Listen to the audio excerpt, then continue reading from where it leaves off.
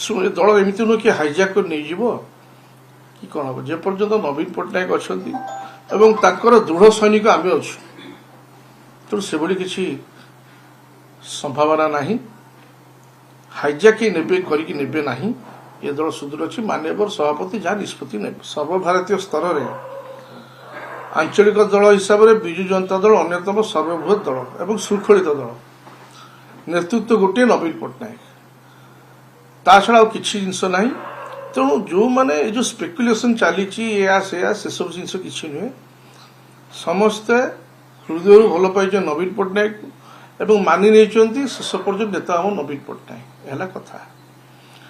ତେଣୁ ଆଜି ନେତୃତ୍ୱର ସଙ୍କଟ ଆସିଲା କୋଉଠୁ? ବାକି ରହିଲା ଦଳ। ମୋତେ କିଛି ପ୍ରଶ୍ନ ପଚାରୁଛନ୍ତି ନୂତନ ଦଳ ଗଢ଼ା ହେବ। ନୂତନ ଦଳ ଗଢ଼ିବୁ କାହିଁକି? ଏତେ ସଶକ୍ତ ଦଳ ଆମ ପାଖରେ ଅଛି ବିଜୁ ଜନତା ଦଳ। ବିଜୁ ଜନତା ଦଳ କ'ଣ ଖାଲି ନବୀନ ପଟ୍ଟନାୟକକୁ ନେଇକି ହେଇଛି? ବିଜୁ ଜନତା ଦଳ ଗଠନ ହେଲା ତା ପଛରେ ଅନେକ ଯଥା ଦିବଙ୍ଗତ ନେତାମାନେ ଅଛନ୍ତି। ତା ଭିତରେ ଅନ୍ୟତମ ମୋ ବାପା ମଧ୍ୟ ଅଛନ୍ତି, ଅନ୍ୟ ସିନିୟର ନେତା ଅଛନ୍ତି, କାଳନ୍ଦୀ ବେହେରା ଅଛନ୍ତି, ଆପଣଙ୍କର ଯେଉଁମାନେ ଆମର ସବୁ ବାପାମାନେ ଯେଉଁମାନେ ଅଛନ୍ତି, ପ୍ରଦୀପ ମହାରଥୀ ହୁଅନ୍ତୁ, ବାକି ବିଜେସି ରାଉତରେ ହୁଅନ୍ତୁ, କଳପତ୍ର ଦାସ ହୁଅନ୍ତୁ, ସମସ୍ତ ଅନେକ ଲୋକଙ୍କର ଅବଦାନ ଅଛି ଯେଉଁମାନେ ଚାଲିଗଲେ। ତ ତାପରେ ଯେଉଁମାନେ ସିନିୟର ମାନେ ବି ଅଛନ୍ତି ସେମାନଙ୍କ ମଧ୍ୟ ଯଥେଷ୍ଟ ଅବଦାନ ଅଛି। ତାପରେ ଆମେ ସବୁ ପରେ ଆସିଲୁ। ତ ଦଳ ସମସ୍ତେ ଆଜି ଆମ ବାପାମାନଙ୍କ ଠାରୁ ଯେଉଁ ସ୍ୱର୍ଗ ଚାଲିଗଲେ ଯେଉଁମାନେ ଦୁନିଆରୁ, ସେମାନଠାରୁ ଆରମ୍ଭ କରିକି ବର୍ତ୍ତମାନ ପର୍ଯ୍ୟନ୍ତ ଯେଉଁମାନେ ବରିଷ୍ଠ ଅଛନ୍ତି ଏବଂ କନିଷ୍ଠ ମାନେ ସମସ୍ତଙ୍କ ପାର୍ଟିରେ ଗୋଟିଏ କଥା ହେଉଛି ଆମର ନେତା ନବୀନ ପଟ୍ଟନାୟକ। ତ ଆ ଛଡ଼ା ଭାବିବାର କ'ଣ ଅଛି ଆଉ କିଛି?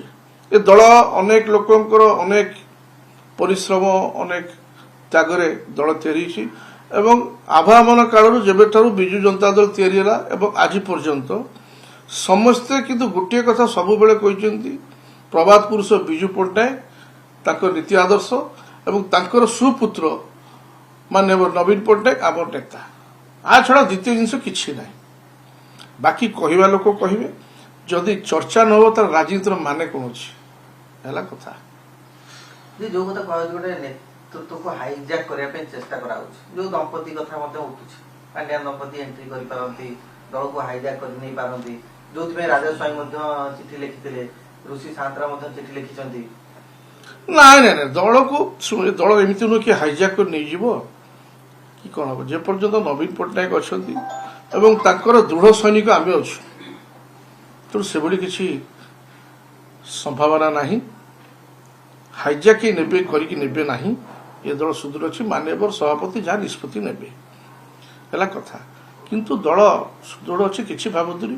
ଆମର ଗୋଟିଏ ଲକ୍ଷ୍ୟ, ଯୋଉଟା ଆମେ କିଛିଟାରେ ବିଚ୍ୟୁତ ହେଇଗଲୁ, ଆମେ ଆଉ ଥରେ ନବୀନ ବାବୁକୁ ମୁଖ୍ୟମନ୍ତ୍ରୀ ପଦରେ ଦେଖିବା ପାଇଁ ଚାହୁଁଛୁ, ଏ ହେଲା କଥା, ଆଉ କିଛି ନୁହଁ।